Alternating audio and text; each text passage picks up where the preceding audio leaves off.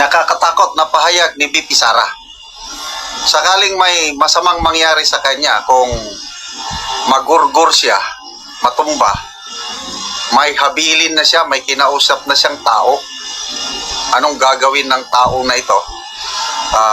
Grabe. So pakinggan na lang natin ang kanyang statement sa kanyang press conference, at kasama na rin ang reaksyon ni Pinoy Views and Opinion. Kay Sara Duterte, mga kababayan, sa banta sa kanyang buhay dahil mayroon na din siyang kinausap na tao na kapag mangyaring magugurgur daw siya ay inutusan na daw niya ang taong ito na gurgurin din. Ito si Tamba, si BBM at si Liza Araneta.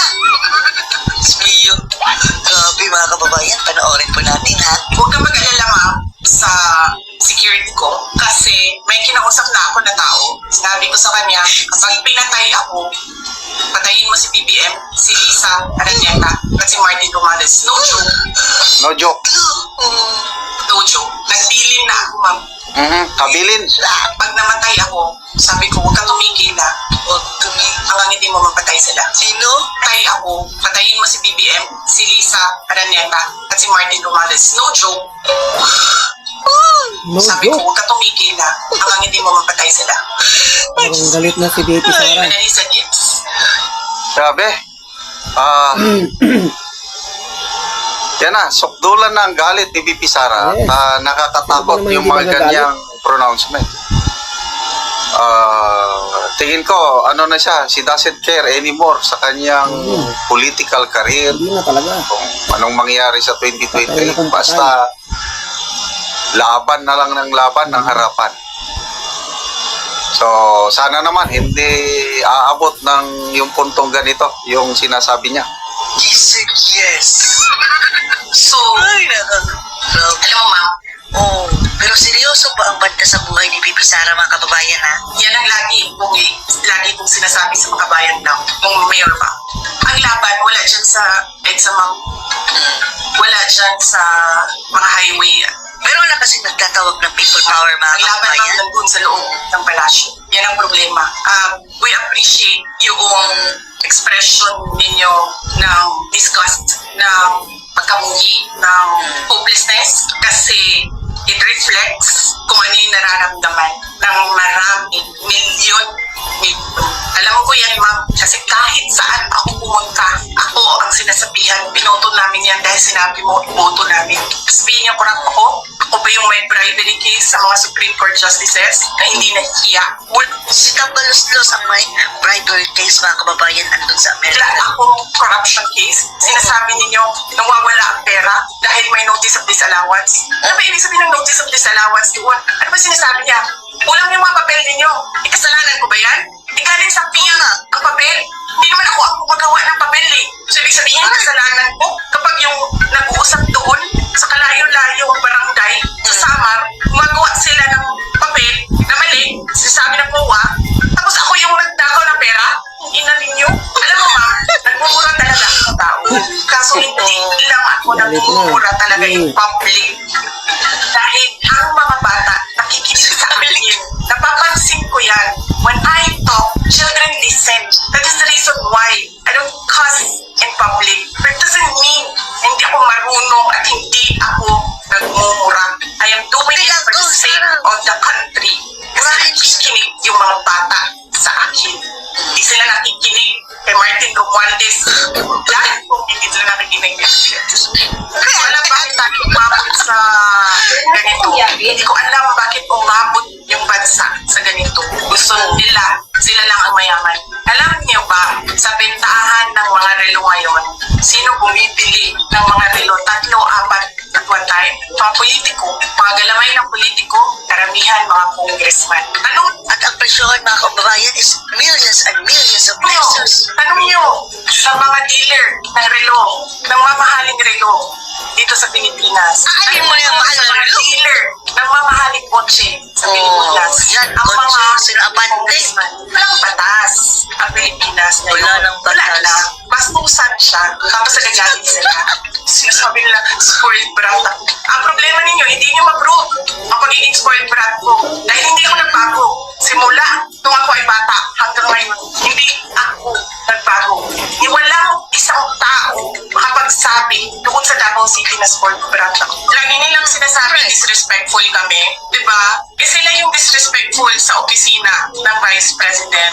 Kung ano yung ginagawa nila sa amin, yun lang din yung ginagawa namin sa kanila, di ba? Nagagawa ko yun kasi Vice President ako. Pero isipin nyo, yung ordinaryong mamamayan, magagawa ba nila yun? Hindi. Tumatahimik na lang, umitiklop na lang. Yung, look at Secretary Harry Roque. Oh, hindi nga ordinaryong tao si Rocky niyo. Nasa abroad daw pala mga kababayan. Ayaw umalis doon sa bansa kasi yung mga anak niya maiiwanan. Pero look at him, umalis na lang. But no, hindi. Bastos sila. Bastos din kami. Wala nga kayong Bastusan na lang. trabaho pag Friday. Sobrang kahayahay ninyo ng mga tao. Ang sarap ng inyong buhay, mga buhaya. Kaming lahat, sa Office of the Vice President, Monday to Friday ang mga trabaho namin. Sa ibang opisina, Monday to Friday. I'm not saying na bawal yan, but alam mo yun, that is something that civil service should think about. May mga opisina ng gobyerno, 4 na araw lang pumapasok. Yung iba, 5 araw pumapasok. Nandiyan sa daan, sa init, sa ulan. Pero ito mga congressman at mga senador, mga kababayan, ang daming bakasyon. Oh, tapos wala pang Friday, Saturday, ay Sunday. Nandun sa bundok, naglalakad, tumatawid ng mga sapa, Monday to Friday, mga government employees. And then we have a House of Representatives. Yung ilan na mga kababayan, Monday to Saturday, isang day off lang sa isang week. Monday to Thursday lang ang trabaho. The civil service rethink that. Ganyan. So anyway, wala sila. Wala silang trabaho. So hinahanap ko, where is this special doon sa order? Where is this special committee meeting that happened? Because they need the permission of the majority leader and the speaker. Kasi nga wala trabaho eh. So kailangan nila ng permission. Wala nakalagay doon. So how is Saan that kayo nag-special? a legal order? Tapos nakalagay pa sa second order nila, I violated security regulations when I visited. Oh, Before ako pumupunta dito, pinapaklear ko yung oras ko. 11 to 1, 4 to 5. Anong security violations ang violate ko dito sa loob? They allow other visitors to come in here. Pero ako, Na Vice sinabihan ako President. kanina, hindi ka pwede bumisita dyan sa loob. Doon kayo sa visitor center. Ililipat natin. Pinaraya And I ni said to- Sarah. Sabi ko, sinabi ni Secretary Chua to that lawyer, I think Attorney Agnes, I don't know if I remember the name correctly right now, na yes, she can visit subject to the guidelines of the detention center. And so anong ginawa ko mali? Basta na lang ba ganon, sasabihin nyo, I violated security Vice President. regulations. At siya rin ang kinuha na abogado ha ng kanyang chief of staff, mga kababayan. Ano yun? Wala naman akong dalawang baril. Nung sinabi sa akin na hindi ako pwede pumasok, nag-antay ako. Alam mo, binibigyan ko pa ng pasensya yan sa taas ba yan? Kanina eh. Ngayon hindi na. Nagsinungaling pa siya. Laya. Na I refused now to leave last night when I did not even know na pinapaalis ako. Ang sinabi lang sa akin, papatayin ang kuryente. Which I Pinatayan sila ng ilaw, mga kababayan, ng aircon at nasa kuryente. Oh, said, okay lang. Kasi may flashlight naman ako. grabe no? Nagtitipid daw ang mga buhaya, mga kababayan, pinatayan pati ilaw. Ang gano lang ba na pinatayan sa ilaw? Dahil nagtitipid daw ang mga buhaya. At sila nagtitipid.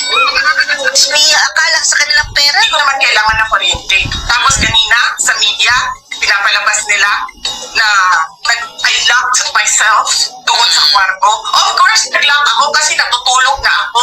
Tapos diba, bawal ako magstay sa opisina ni Congressman Pulong Duterte. Bakit? Is that government property? I was allowed by the lawful occupant and possessor of that office to stay there to assist a detainee who is inconsolable right now. Na hindi mo na alam kung yung sakit niya sa likod is a heart attack o ano kasi hindi nila pinapapasok yung Doktor.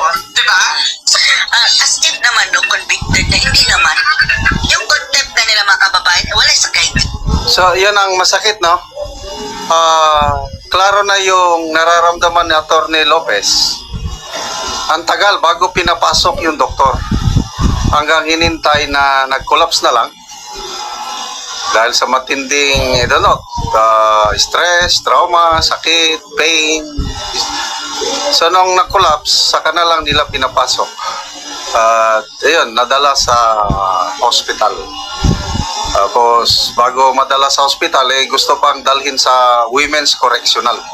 Anyway, sana naman hindi darating yung punto, yung sinasabi ni BP Sara na naghabilin na siya, na in case na magurgur siya, meron ding gugurgurin. Although seryoso si BP Sara pag sabi no, na sana hindi darating sa puntong ganon.